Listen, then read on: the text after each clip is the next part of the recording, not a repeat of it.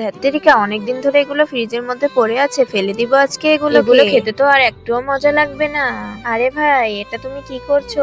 এগুলোকে ফেলে দিচ্ছ কেন? এগুলো ফ্রিজের মধ্যে অনেকদিন ধরে পড়েছিল, এগুলো খেতে তো আর একটুও মজা লাগবে না। কে বলেছে মজা লাগবে না? এগুলো রান্না করলে অনেক মজা লাগবে খেতে। মজা না ছাই লাগবে? এগুলো রান্না করলে একটুও ভালো লাগবে না খেতে। তোমার ইচ্ছে হলে তুমি এগুলোকে বাসায় নিয়ে যাও, আমি চলে গেলাম। আমার মাথা খেও না। কি মজা! তাহলে এগুলোকে আমি বাসায় নিয়ে যাই, সবগুলোকে তুলে নি ভালো করে। অনেকদিন হলো চিংড়ি খাওয়া হয়নি, আজকে রান্না করে মজা করে খাবো।